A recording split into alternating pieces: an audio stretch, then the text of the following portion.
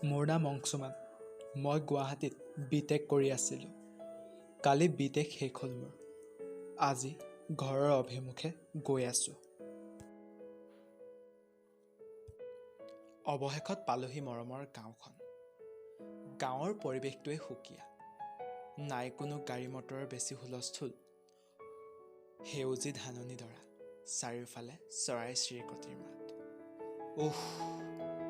চহৰৰ হুলস্থুলৰ পৰা যেন অশান্তি লাগি গৈছে। পিছে এতিয়া গাঁৱৰ পৰিৱেশে যেন সকলোবোৰ পাহৰাই দিছে।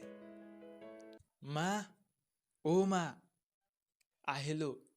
কিবা এটা খাব দিয়া আৰু, বহুত ভোক লাগিছে। তই পালিহি। আহোঁতে কিবা অসুবিধা হ'ল নি? নাই মা, অলপো অসুবিধা হোৱা নাই। এতিয়া সোনকালে কিবা এটা খাব দিয়া আৰু। হ'ব দে। তই গা পা ধুই আহগে যা, মই ভাত বাঢ়িমেই আৰু। মই গা ধুই আহি ডাইনিং টেবুলত বহিলোহি। মায়ে ভাত খাব দি মোৰ কাষৰ চকীখনতে বহিলহি। মা, গাঁৱৰ মানুহবোৰ কেনি গ'লনো? আহোঁতে যে মানুহ বেছি নেদেখিলোৱে। ইলেকশ্যন পাইছেহি যে, সেইবাবে এম.এল.এ. পলাশ ফুকন আহিছে আজি ইয়ালৈ। কিবা মিটিং পাতিছে হেনো। মানুহবোৰ চব তালৈকে গৈছে। মই ভাত খাই উঠি নিজৰ ৰুমলৈ আহিলোঁ। ফোনটো তুলি লৈ ৰূপমলৈ কল লগালোঁ। হেল্ল', অংশু, কি খবৰ তোৰ? তই ঘৰলৈ আহিলি নি? মোৰ খবৰ চবৰ পিছত সুধি থাকিবি। এতিয়া সোনকালে আমাৰ ঘৰলৈ আহ। ৰহ, মই এতিয়াই গৈ আছোঁ। ৰূপম মোৰ সৰু কালৰ পৰাই বন্ধু। আমি দুয়ো একেলগে হায়াৰ ছেকেণ্ডেৰীলৈকে পঢ়া। ঐ, তোক যে মই বস্তু এটা দেখাবলৈ আছে। কি বস্তু?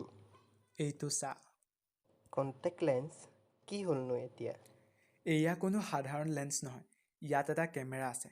যেতিয়া কিবা সাধাৰণ নোহোৱা পৰিৱেশত যদি চকুৱে দেখে, কেমেৰাৰ ৰেকৰ্ডিং নিজে নিজে আৰম্ভ হৈ যায় আৰু লগতে শব্দও ৰেকৰ্ড হয়। আৰু মোৰ লেপটপৰ ছাইডত যে এই লাইটটো দেখিছ?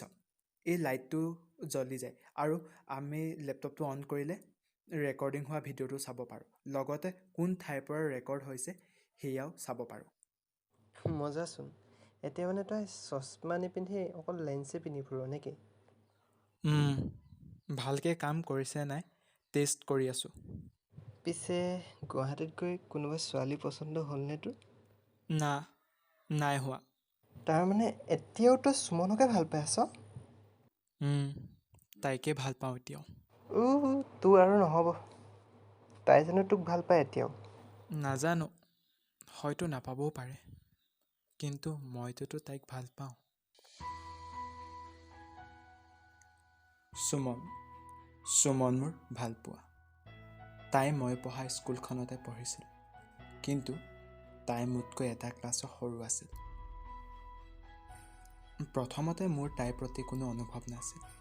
কিন্তু লাহে লাহে যেন অনুভৱৰ পৰিৱৰ্তন হ'ল আৰু কেতিয়ানো প্ৰেমৰ ৰূপ ল'লে গমেই নাপালোঁ। পিছে তাই গম পোৱা নাছিল মোৰ এই অনুভৱৰ কথা। তাইৰ বেষ্ট ফ্ৰেণ্ডজনী মোৰ চিনাকি। তাইক এদিন মোৰ অনুভৱৰ কথা ক'লোঁ। তাই ক'লে যে সুমনৰো মোৰ প্ৰতি মোৰ দৰে একেই অনুভৱ। মই যে সেইদিনা ফূৰ্তিত ক'ব নোৱাৰা হৈ পৰিছিলোঁ। মোৰ কথা তাই সুমনক ক'লে। মই গম পোৱা নাছিলোঁ সুমনেও যে মোৰ সকলো কথা জানে। 6 জানুৱাৰীৰ দিনা তাইক মনৰ কথা কৈ দিলোঁ। তাইও নিজৰ মনৰ কথা মোৰ আগত ক'লে। প্ৰতিটো দিন ভালেই গৈছিল। কথা নপতাকৈ এটা দিনো পাৰ নহৈছিল।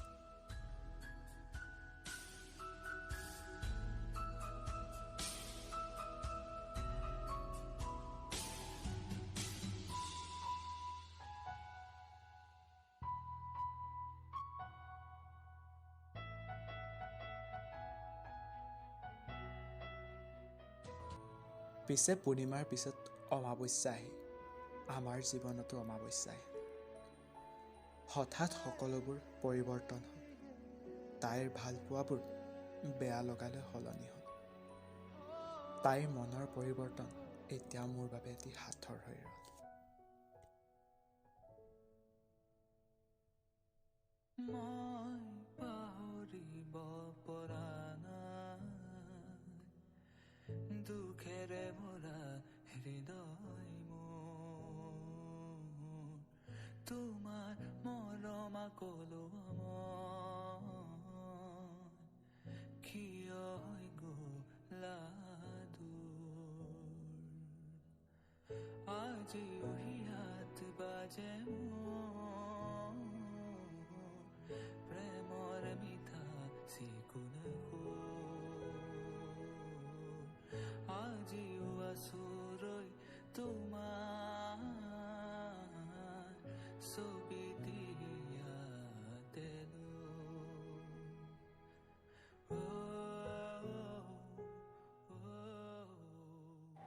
হ'ব এইবোৰ কথা বাদ দে এতিয়া মই যাওঁ আৰু ৰাতিকৈ আহি আছোঁ মই হ'ব যা, ৰাতি কিন্তু থকাকৈ আহিবি ক। হ'ব আহি যাম বাৰু। ৰাতি হ'ল, ৰূপম আহিল। কি কৰিছ? আহিলি? নাই, মই এনেই আছিলোঁ। তই পিছে ইমান ভয়ে ভয়ে অহাৰ দৰে লাগিছে যে? তই কি গাঁৱত যে ভূত ওলাইছে কথাটো গম নাপাৱ নি? তই কি এই বিজ্ঞানৰ যুগতো ভূতক বিশ্বাস কৰ? নাপায় আৰু দেই। তই হাঁহিব আহিছ, মইহে জানো কিমান ভয় লাগিছে।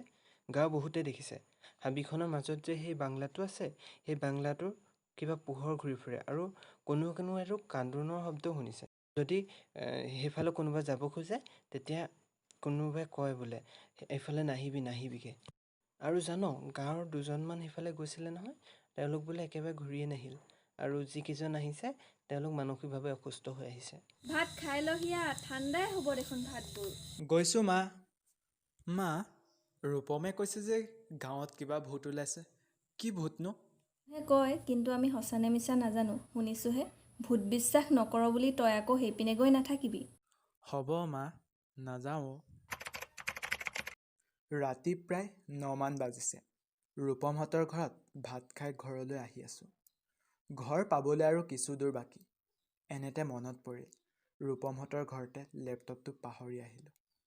লেপটপটো আনিবলৈ আকৌ ৰূপমহঁতৰ ঘৰৰ ফালে খোজ ল'লোঁ। ৰাস্তাত কোনো নাই। হয়তো আজি অমাৱস্যা। একেবাৰে অন্ধকাৰ। চাৰিওফালে নিজান, এটি শব্দও নাই। এনেতে ৰূপমে কোৱাৰ দৰে বাংলোটোৰ ফালে এটি পোহৰ জিলিকি আছে। মনত প্ৰশ্ন, সেয়া কিহৰ পোহৰ? প্ৰশ্নৰ উত্তৰ বিচাৰি পোহৰৰ দিশে খোজ ল'লোঁ।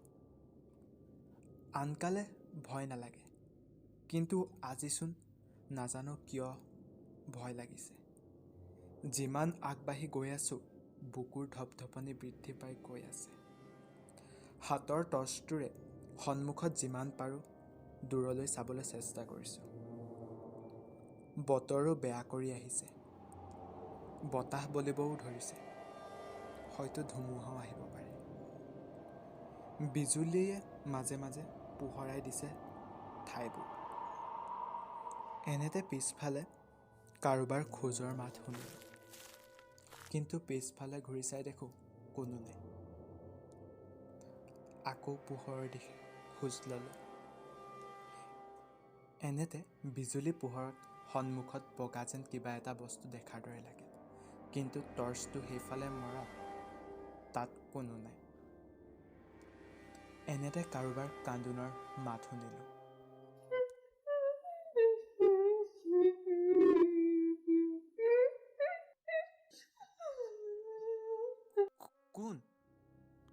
কোন আছে ইয়াত? মই কিন্তু কোনো উত্তৰ নাপালোঁ।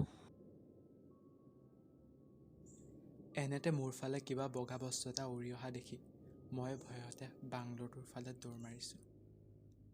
এনেতে মই উজুতি খাই পৰি গ'লোঁ। হাতৰ টৰ্চটো নুমাই ক'ৰবাত পৰি গ'ল। পিছফালে দেখোঁ এটি বিকট মুখৰ মহিলাগৰাকী উৰি আহিছে। ঐ, কিয় আহিছ? নাহিবি! কিয় আহিছ? মই ভয়ত উঠি বাংলোটোৰ ফালে দৌৰ মাৰিছোঁ। বাংলোৰটো পাই পিছফালে দেখোঁ সেই মহিলাগৰাকী নাই। মই ভয়ে ভয়ে এখোজ দুখোজকৈ বাংলোৰটোৰ ফালে আগবাঢ়িছোঁ। এনেতে মোৰ চকু পৰিল বাংলোৰটোৰ কাষত থকা বটগছজোপাত। গছজোপা একেবাৰে আন্ধাৰ হৈ আছে। এনেতে বিজুলী পোহৰত দেখোঁ গছজোপাৰ তলত এটি ছায়ামূৰ্তি। মোৰ চকু ডাঙৰ হৈ উঠিল। বুকুৰ ধপধপনি আগতকৈ বৃদ্ধি পাব ধৰিছে। মোৰ গোটেই শৰীৰটো ভয়ত কঁপিব ধৰিছে। মুখৰ পৰা মাত ওলাও নোলাওকৈ ওলাইছে। কোন? কোন আছে তাত? কোন?